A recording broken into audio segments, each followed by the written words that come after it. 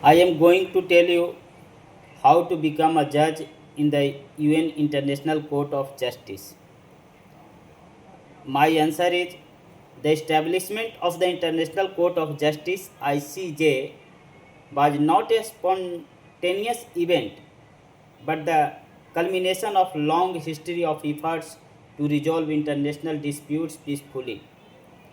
Its formation is rooted in a tradition of international arbitration and the development of formal legal bodies, particularly after the devastating conflicts of the 20th century. The historical background of the ICJ is intrinsically linked to the request for a global institution capable of upholding the rule of law. Historical background from arbitration to international courts. The journey towards the ICJ began with yearly practices of international arbitration, where disputes between states were resolved by an impartial third party. This method gained significant traction in the 19th century, a major milestone. This evolution was the Hague Convention of 1899 and its successor, the Hague Convention of 1907, both for the pacific settlement of international disputes.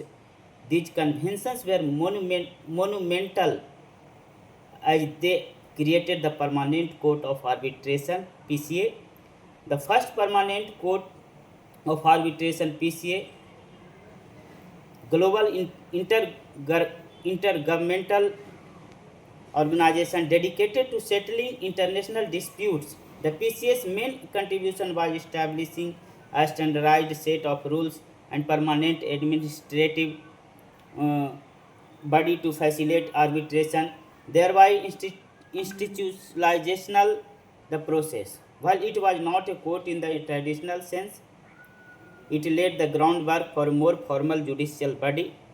The true predecessor to the ICJ was the Permanent Court of International Justice (PCIJ), established in 1922 under the auspices of the League of Nations. The PCIJ was the first permanent judicial body in a dedicated bench of judges to hear and decide cases. It heard numerous cases and issued significant advisory opinions, proving that a permanent international court could function effectively. It greatly advanced international law by clarifying legal principles and promoting the peaceful settlements of disputes. Lastly, I am going to the conclusion. The ICJ formation is in 1945 was a direct result of the experiences with the PCA and the PCIJ. The ICJ took over the PCIJ role and was designed to be a more effective and central part of the new United Nations systems. The ICJ historical lineage from the Hague Conventions and the PCIJ demonstrates a clear evolution from a loose system of arbitration to permanent administrative body for arbitration and finally to full-fledged permanent international court. This historical trajectory reflects the international community's growing commitment to replacing war with law as the primary means of resolving conflicts. Thank you.